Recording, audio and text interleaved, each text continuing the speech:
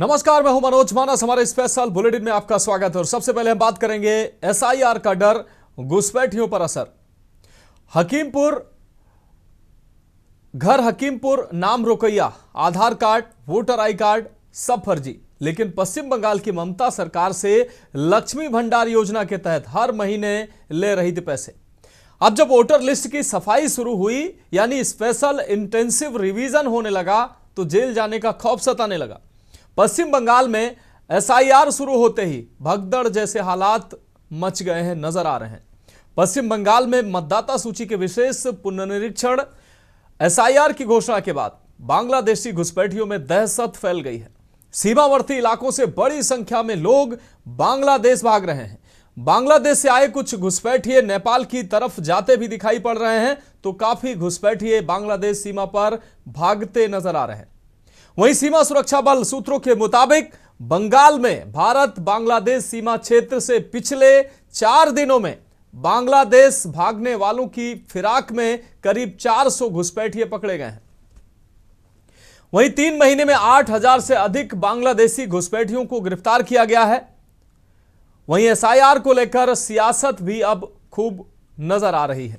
तो बंगाल में एसआईआर पर एक तरफ सियासी रार छिड़ी है, दूसरी तरफ जो घुसपैठिए हैं, जो अवैध रूप से भारत में रह रहे हैं, बंगाल में रह रहे हैं, वो एसआईआर शुरू होते ही अब आपको बता दें, बांग्लादेश की तरफ भागते नजर आ रहे हैं, कुछ नेपाल की तरफ भागते नजर आ रहे हैं। तो बंगाल में एसआईआर घुसपैठियों में हाहाकार साफ तौर पर नजर आ रहा है। और ये तस्वीरें जो है वो इसकी तस्दीक करती हैं। सीमा पर बांग्लादेशी अवैध घुसपैठिए साफ तौर पर भागते नजर आ रहे हैं, पलायन वहां से कर रहे हैं अब, क्योंकि वो अवैध रूप से भारत में उन्होंने प्रवेश किया था। और कहीं ना कहीं एसआईआर का ही असर ये देखने को मिल रहा है कि अभी ये प्रक्रिया महज शुरू हुई है कि इन घुसपैठियों में खौफ बैठ गया है। पश्चिम बंगाल में ये घुसपैठिए तमाम योजनाओं का लाभ ले रहे थे, आराम से रह रहे थे, आधार कार्ड बनवाया, तमाम पेपर बनवाए और तमाम योजनाओं का लाभ जो बंगाल की जनता को मिलना चाहिए था, देश की जनता को जो लाभ मिलना चाहिए था, वो लाभ ये घुसपैठिए उठा रहे थे। और कहीं ना कहीं इन घुसपैठियों को संरक्षण जरूर मिल रहा था, तभी इन घुसपैठियों का जो घर परिवार और सब कुछ फलता फूलता नजर आ रहा था। लेकिन सरकार के एक फैसले ने इन घुसपैठियों में हलचल मचा दी है, हाहाकार मच गया है। सीमा पर भागते दिख रहे हैं अभी बांग्लादेशी घुसपैठिए, और ये तस्वीरें देखकर आप अंदाजा लगा सकते हैं कि कितनी बड़ी संख्या में ये घुसपैठिए थे। अभी ये संख्या महज उंगलियों पर है, लेकिन ये आंकड़ा काफी बड़ा है। अभी जब जांच होगी, जब एसआईआर कंप्लीट होगा, तो तमाम घुसपैठिए ऐसे होंगे जो अभी भी उनको भरोसा है कि उन्होंने आधार कार्ड बनवा लिया, उन्होंने निवास बनवा लिया, उन्होंने घर बनवा लिया, अब उनको कोई पकड़ नहीं सकता है। एसआईआर नीति गलत है। आपको एसआईआर इसलिए चालू कर दी कि बिहार में बीजेपी से गलती हो गई। बीजेपी हमेशा क्या करती है, 100 में से 70 या 60 सीट जीतती है। कभी कभी बीच बीच में हमें जिता देती है किसी स्टेट में। कभी बंगाल में देखा, बीजेपी ममता का माहौल है तो ममता को जिता, तो है बीजेपी के हाथ में। तभी तो बीजेपी के नेता कह रहे थे 11 बजे बता दूंगा, रिजल्ट देख लेना। तो बीजेपी 101 में से 95 सीट जीत गई। तो फिर भी यदि आप बीजेपी कह रहे हैं ईमानदार है ईवीएम में और वोट चोरी नहीं हो रही, तो ये हमारा अधिकार है वोटर का। चुनाव आयोग को जो ईवीएम मशीनें बिहार की, वो चुनाव आयोग के बाहर प्रदर्शनी लगा दे और कह दे ये बिहार की मशीनें हैं, हर विधानसभा क्षेत्र की ट्रांसपेरेंट तरीका है, आप में से जो देखना चाहे देख लें और इसमें से जो चेक करना चाहे कर लें। चुनाव आयोग बाहर लगा दे, भारत सरकार सबको परमिशन कर दे। ऐसे ही एसआईआर की खबर बंगाल में आई, आप लोगों ने भी देखा, भर भर के घुसपैठिए बाहर जा रहे हैं। यह सिद्ध करता है, इससे यह बात प्रूव होती है कि पश्चिम बंगाल में कोलकाता क्षेत्र, नॉर्थ साउथ परगना, वहां से ममता बनर्जी की पार्टी को बहुत लीड मिलती आई है। कारण क्या था? आपने जानबूझ करके अपने तुष्टीकरण की राजनीति को फलीभूत करने के लिए घुसपैठियों को अपना वोट बैंक बनाया है। यह वोट बैंक की राजनीति है, यह तुष्टीकरण है। This is extreme case of political appeasement. यह अपीजमेंट नहीं चलने वाला है। आप देश के नागरिक हैं तो आपको मताधिकार है। किसी भी घुसपैठियों को, क्योंकि आपके पॉलिटिकल नैरेटिव को यह सूट करता है, इस आधार पे आपको आपका नाम आ जाएगा, ये नहीं चलने वाला है। बांग्लादेश बॉर्डर पर घुसपैठियों का रेला साफ तौर पर आप देख सकते हैं। बंगाल में जैसे एसआईआर शुरू हुआ, घुसपैठियों में हाहाकार शुरू हो गया है। घुसपैठिए अब अपने जहां जहां पर वो अभी तक छुपे हुए थे वो निकलकर बाहर आ रहे हैं और वो बांग्लादेश वापस जाने की फिराक में है। तो भारत बांग्लादेश बॉर्डर पर ये रेला देखने को मिल रहा है।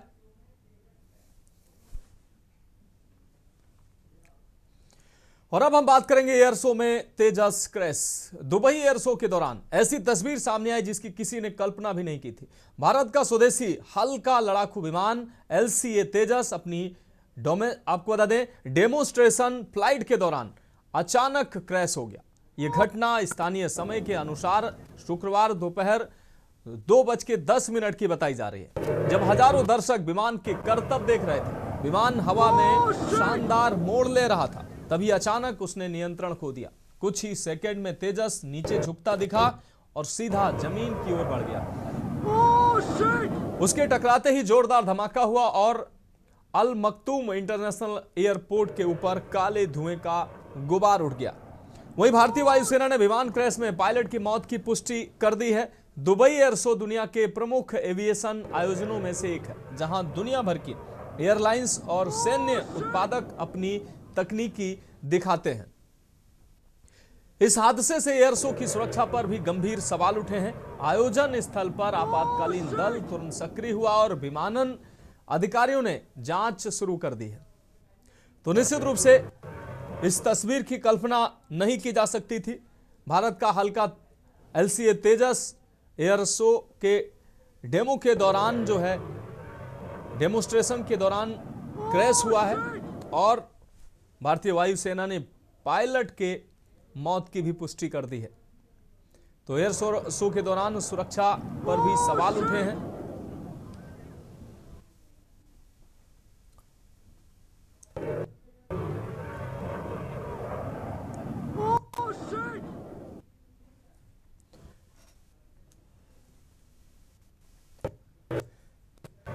तो आपको ग्राफिक्स के जरिए दिखाते हैं तेजस विमान की खासियत। हम आपको ग्राफिक्स के माध्यम से दिखाते हैं।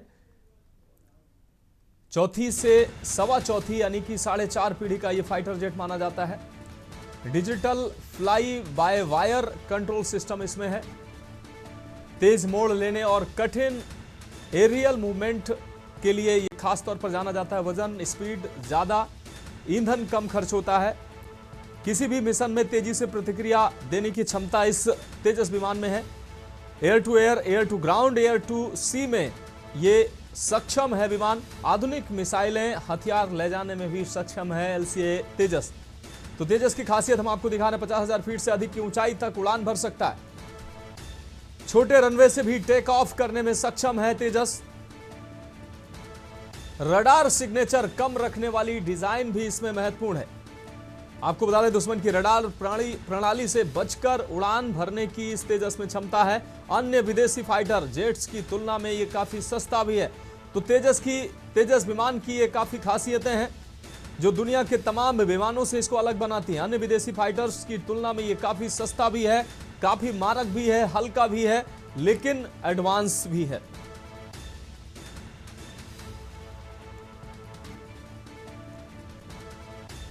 तो तेजस विमान हादसे का शिकार हुआ है। दुबई एयर शो के दौरान यह हादसे का शिकार हुआ है और कहीं ना कहीं ये डेमोन्स्ट्रेशन फ्लाइट के दौरान तेजस विमान क्रैश हुआ है।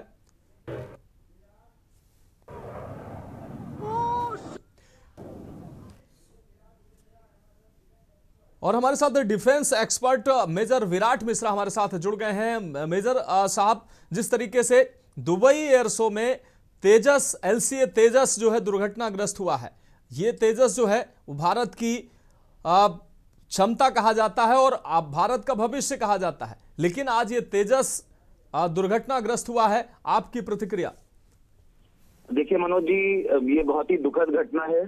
पहली चीज तो ये, और जरूरी बात ये है कि तेजस आने वाले समय में भारत की जो इंडियन एयरफोर्स है उसकी रीढ़ की हड्डी माना जाएगा। क्यों? क्योंकि इसने जो MiG-21 है उनको रिप्लेस किया है। और साथ में ये देखिए बहुत ही उन्नत एयरक्राफ्ट है, 4.5 जनरेशन एयरक्राफ्ट है, जो कि किसी भी वातावरण में किसी भी मौसम में उड़ान भर सकता है। और multi role light combat aircraft है, इसके किसी भी तरीके के काम आप ले सकते हैं।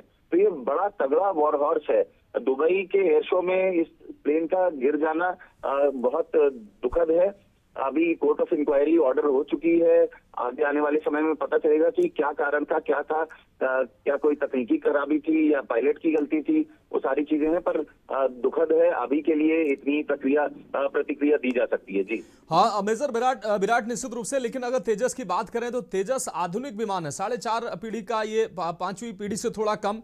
और तमाम इसकी खासियत की अगर बात करें, कीमत बहुत कम है, कीमत बाकी विमानों की तुलना में कम है। छोटे रनवे पर ये टेक ऑफ कर सकता है, रडार सिग्नेचर वाली डिजाइन की इसमें। इसके अगर अन्य विमानों की, दुनिया के अन्य विमानों की तुलना अगर तेजस से करते हैं तो आधुनिक तकनीकी का विमान होने के बावजूद भी कीमत इसकी जो है वो काफी कम है। इससे दुनिया के तमाम देश इस तेजस को लेकर आकर्षित हो रहे थे। लेकिन ये दुर्घटना जो कहीं ना कहीं एक प्रश्न चिन्ह खड़े करती है। देखिए मनोज जी, ये तो नहीं कहूंगा कि प्रश्न चिन्ह खड़ा हो गया है, क्योंकि जो दुनिया के जो फाइटर एयरक्राफ्ट हैं, फाइटर पायलट्स हैं, जो एयर फोर्सेज हैं, उनको पता है कि इस तरीके की दुर्घटनाएं हो जाती हैं। खराब मौसम कभी कभी होता है, कभी तकनीकी खराबी हो गई, कभी पायलट की कोई गलती हो गई। पर इसमें कोई शक नहीं है कि ये एक बहुत ही लाइट वेट, देखिए कॉम्पोजिट मटेरियल से बना है, कार्बन फाइबर और बाकी सारे कॉम्पोजिट मटेरियल से बना है। तो इसमें बहुत ही इंप्रूव्ड एवियोनिक वैसे चीजें लगे हैं, दूर से देख लेता है कि कौन दूसरा फाइट में आगे रहता है। और इसकी जो वेपन की कैपेबिलिटीज हैं वो भी अच्छी हैं। लगभग 2 माक की स्पीड से उड़ता है, यानी कि स्पीड की जो आपकी है ध्वनि की गति से लगभग 2 गुना है। तो ये सारी चीजें देखते हुए बहुत ही उन्नत एयरक्राफ्ट है। इसमें कहीं पे भी दुखी होने की जरूरत नहीं है, ये मैं आपको आपके दर्शकों को बताना चाहता हूँ। बात ये है कि अभी कोर्ट ऑफ इंक्वायरी ऑर्डर हुई है, उसमें चीजें सब सामने आएंगी कि क्या हुआ, किस कारण से हादसा हुआ। दुखद है, पर हाँ ये है कि आगे आने वाले समय में जो भी इंक्वायरी में निकलेगा उसके हिसाब से भारतीय वायुसेना उसके आगे आने वाली करेक्टिव मेजर्स लेगी। जी मनोज जी, निश्चित रूप से मेजर विराट मिश्रा, तमाम जानकारी के लिए आपका बहुत शुक्रिया। तो ये अब डेमोन्स्ट्रेशन फ्लाइट के दौरान ये क्रैश, तेजस विमान क्रैश हुआ है। लेकिन ये विमान अगर दुनिया के विमानों की तुलना करें तो बेहद किफायती यानी कि कम कीमत पे बना, लेकिन एडवांस विमान और भारत का भविष्य इस विमान को कहा जाता है। तमाम एयर शो में इस तरीके की दुर्घटनाएं हो जाती हैं, ये अलग बात है। लेकिन तेजस जो है वो निश्चित रूप से भारत का भविष्य है। ये अब दुखद जरूर है कि इस दुर्घटना में तेजस दुर्घटनाग्रस्त हुआ है और वायुसेना ने पायलट के भी मौत की पुष्टि कर दी है। ये निश्चित रूप से भारत के लिए दुखद है, लेकिन इस तरह की घटनाएं आम है, हो जाती हैं इस एयर शो के दौरान। और अब हम बात करेंगे आधार बदलने की तैयारी। खबर दिल्ली से हम आपको दिखा रहे हैं। आधार हमारी पहचान का एक अहम दस्तावेज बन चुका है, लेकिन कई बार इसकी जानकारी का गलत इस्तेमाल भी सुनने में आता है। इसी को रोकने के लिए अब भारतीय विशिष्ट पहचान प्राधिकरण एक नए तरह का आधार कार्ड लाने का विचार कर रहा है, जिसमें सिर्फ तस्वीर और क्यूआर कोड होगा। UIDAI के अनुसार कार्ड पर ज्यादा जानकारी छापने से उसका गलत इस्तेमाल हो सकता है। इसलिए अब ऐसा आधार कार्ड लाने पर विचार हो रहा है, जिसमें सिर्फ धारक की तस्वीर और क्यूआर कोड होगा। धारक अधिनियम के मुताबिक किसी भी व्यक्ति का आधार नंबर या बायोमेट्रिक जानकारी ऑफलाइन वेरिफिकेशन के लिए इकट्ठा, उपयोग या स्टोर नहीं की जा सकती। इसके बावजूद कई संस्थाएं आधार कार्ड की फोटोकॉपी जमा कराती हैं, जिसे रोकने की कोशिश की जा रही है। अगर नया नियम लागू होता है तो आधार कार्ड का इस्तेमाल और सुरक्षित हो जाएगा, लोगों की निजी जानकारी कम साझा होगी और क्यूआर कोड से ही पहचान की पुष्टि हो जाएगी। तो निश्चित रूप से यह बदलाव आधार कार्ड में होने जा रहा है और अपने आप में लोगों की निजी सुरक्षा के लिए एक महत्वपूर्ण कदम हो सकता है। तो आधार कार्ड अब नया डिजाइन करने पर विचार सरकार कर रही है, आपको बता दें संस्था कर रही है। भविष्य में केवल फोटो और क्यूआर कोड ही अब आधार कार्ड पर नजर आएगा, जिससे कहा जा रहा है कि इसका गलत इस्तेमाल और निजी जानकारी जो है वो आसानी से आप गलत इस्तेमाल के लिए उपलब्ध नहीं हो पाएगी। तो आधार कार्ड को लेकर यह बड़ा बदलाव अब करने जा रही है प्राधिकरण ये बड़ा बदलाव करने जा रहा है। आधार कार्ड नया डिजाइन करने पर विचार चल रहा है। इससे बताया जा रहा है कि अब आधार कार्ड पर सिर्फ क्यूआर कोड और जिस व्यक्ति का आधार है उसकी फोटो रहेगी। तमाम जो अन्य अहम जानकारियां होती हैं वो आधार कार्ड पर नहीं दिखेंगी, जिससे कि तमाम ऐसे गलत इस्तेमाल में आधार हो जाता है इस्तेमाल, उसको रोकने के लिए, लोगों की अहम जानकारी को सुरक्षित रखने के लिए यह बड़ा कदम माना जा रहा है।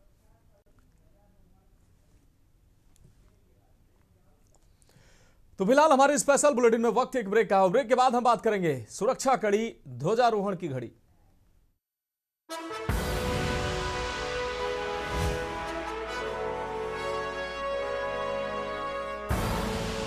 आप देख रहे हैं के न्यूज, खबरों का सारथी। तो ब्रेक के बाद हमारे स्पेशल बुलेटिन में एक बार फिर से आपका स्वागत है। हम बात कर रहे हैं सुरक्षा कड़ी, ध्वजारोहण की घड़ी। दिल्ली में ब्लास्ट के बाद उत्तर प्रदेश के अयोध्या में 25 नवंबर को भव्य धार्मिक आयोजन होने जा रहा है। प्रधानमंत्री नरेंद्र मोदी राम मंदिर में धार्मिक ध्वजारोहण करेंगे। इस दौरान उत्तर प्रदेश के मुख्यमंत्री योगी आदित्यनाथ समेत हजारों की संख्या में दिग्गज मौजूद रहेंगे। रामनगरी अयोध्या में प्रधानमंत्री नरेंद्र मोदी का यह कार्यक्रम करीब 4 घंटे का रहेगा। पीएम मोदी 190 फीट ऊंचे शिखर पर धर्म ध्वज फहराकर मंदिर निर्माण के समापन का संदेश देंगे। मंदिर परिसर में ही प्रधानमंत्री मोदी वहां आमंत्रित किए गए हैं। प्रधानमंत्री मोदी के अलावा वहां आमंत्रित किए गए 7,000 से ज्यादा अतिथियों को संबोधित भी करेंगे। इस बड़े धार्मिक प्रायोजन में किसी भी तरह से देश विरोधी तत्व या आतंकी कोई विघ्न न डाल सकें, इसको लेकर अयोध्या से लेकर भारत नेपाल सरहद तक सुरक्षा व्यवस्था चाक चौबंद की गई है। महाराजगंज के पुलिस अधीक्षक सोमेंद्र मीणा ने बताया कि दिल्ली में ब्लास्ट के बाद से ही भारत नेपाल सीमा पर सुरक्षा व्यवस्था बढ़ा दी गई है। भारत नेपाल बॉर्डर पर ग्राम सुरक्षा समितियों की मीटिंग आयोजित की गई है और पगडंडी मार्गों पर जो पूर्व में पिकेट से चल रही थी उनको और सक्रिय किया गया है। एसएसबी जवानों के साथ पुलिस संयुक्त रूप से भारत नेपाल बॉर्डर पर पेट्रोलिंग कर रही है ताकि देश विरोधी तत्व या अवैध घुसपैठियों को सीमा पार न करने दिया जाए, वो सीमा पार न करने पाए। सभी सीसीटीवी कैमरों को और क्रियाशील किया गया है। संवेदनशील क्षेत्रों में जहां पर अवैध प्रवेश संभावित हो सकता है वहां पर और भी सीसीटीवी कैमरों को स्थापित किया गया है।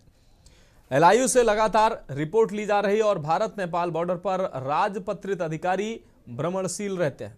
साथ ही साथ पुलिस अधीक्षक ने बताया कि दिल्ली ब्लास्ट के बाद जो भी सीमावर्ती क्षेत्र में झुग्गी झोपड़ी और फेरे वाले हैं उन पर भी सत्यापन उनका कराया जा रहा है और उनके डॉक्यूमेंट की जांच की जा रही है।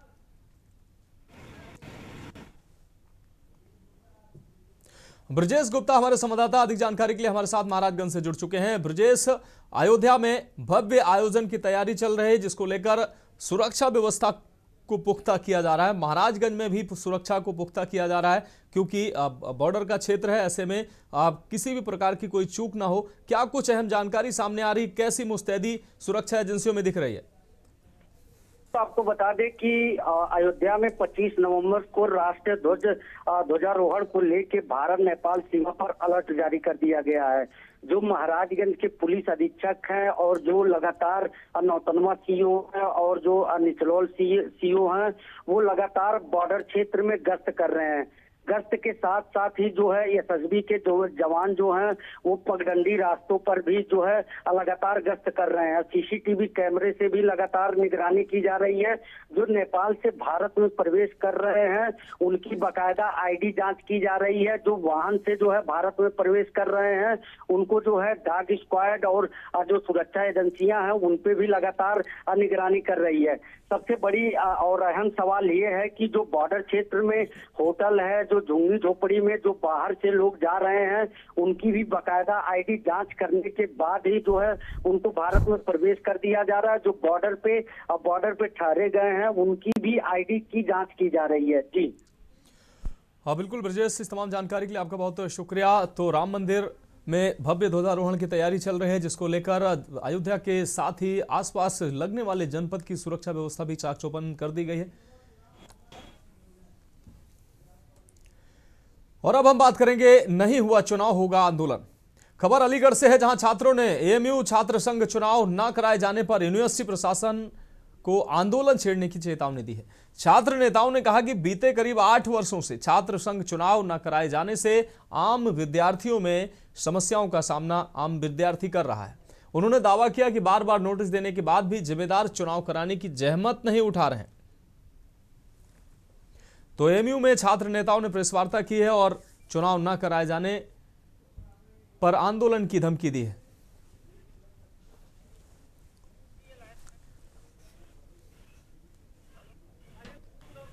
वादे करते हैं और वादे से मुकर जाते हैं, जिसको लेकर के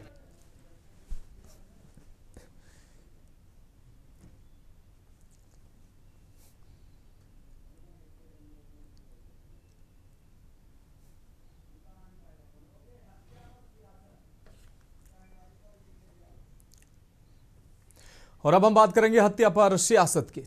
चंदौली में दवा व्यवसायी रोमी पाल की हत्या के बाद स्थानीय लोगों और व्यापारियों में रोष लगातार बढ़ता जा रहा है। इसी बीच शुक्रवार को कांग्रेस के प्रदेश अध्यक्ष अजय राय पीड़ित परिवार से मिलने उसके घर पहुंच गए।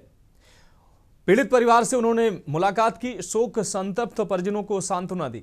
इस दौरान उन्होंने प्रदेश की कानून व्यवस्था पर कड़ा सवाल भी खड़ा किया। सवाल उठाते हुए उन्होंने कहा कि उत्तर प्रदेश में जंगल राज चल रहा है, जहां आम आदमी सुरक्षित नहीं है। अजय राय ने आरोप लगाया कि जब मृतक रोमी पाल का पोस्टमार्टम चल रहा था, उसी समय दूसरी ओर कस्बे में बीजेपी नेताओं द्वारा डीजे बजाकर यात्रा निकाली जा रही थी, जो संवेदनहीनता का प्रतीक है। उन्होंने इसे दुर्भाग्यपूर्ण बताते हुए कहा कि अपराध पर अंकुश लगाने में सरकार पूरी तरह विफल है। उन्होंने मुख्यमंत्री योगी आदित्यनाथ से मांग की है कि जिस प्रकार सरकार अपराधियों पर बुलडोजर की कार्रवाई का दावा करती है, उसी प्रकार रोमी पाल हत्याकांड के आरोपियों के खिलाफ भी तत्काल बुलडोजर चलाया जाए। कांग्रेस प्रदेश अध्यक्ष ने यह भी आरोप लगाया कि मुख्यमंत्री की मौजूदगी में सोनभद्र में अवैध खनन धड़ल्ले से चल रहा था, जिसके कारण कई लोगों की मौत भी हो चुकी है। उन्होंने कहा कि सरकार की प्राथमिकता अपराध और भ्रष्टाचार रोकने के बजाय राजनीतिक लाभ उठाना लगता है। ऐसे में आम जनता पुलिस प्रशासन से न्याय की उम्मीद लगाए बैठी है।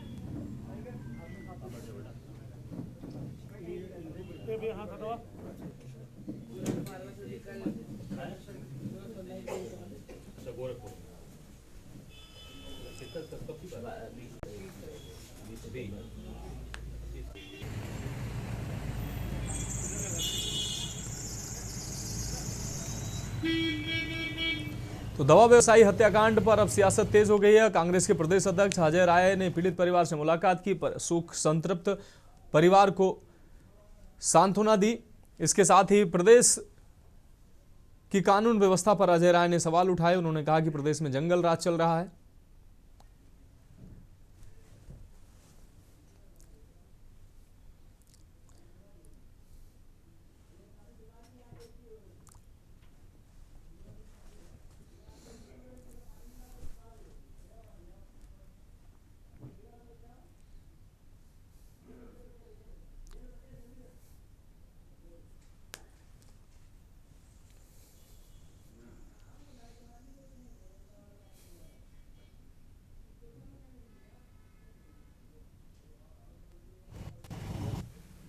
रोमी जी जो बहुत ही लोकप्रिय दवा व्यवसायी थे और बहुत ही लोगों के बीच में लोकप्रिय थे, और इनका पूरा परिवार सामाजिक परिवार है। हमारे पूर्व अध्यक्ष रमेश पाल जी के परिवार के लोग हैं और बहुत ही हृदय विदारक घटना घटी है। 17 तारीख की रात को ये घटना घटी और ये एक व्यापारी का मर्डर, जो आज ये सरकार कहती है जीरो टॉलरेंस, योगी बाबा कहते हैं जीरो टॉलरेंस, ये जीरो टॉलरेंस है। आज दीनदयाल नगर में ठीक स्टेशन के सामने इनकी दुकान के सामने गोली मारकर हत्या कर दी, जिससे साबित हो रहा है कि जंगल राज चल रहा है, पूरे प्रदेश में जंगल राज है। अभी कुछ दिन पहले आपने देखा खनन माफिया सोनभद्र के अंदर, मुख्यमंत्री उपस्थित थे, उस दिन मुख्यमंत्री थे, मुख्यमंत्री की उपस्थिति में वहां पर खनन का कार्य चल रहा था और वहां पर मजदूर दब के मर गए और अभी तक कोई गिरफ्तारी नहीं हुई। तो फिलहाल हमारे स्पेशल बुलेटिन में अभी के लिए मेरे साथ इतना ही। मुझे दीजिए इजाजत और आप देखते रहिए के न्यूज इंडिया।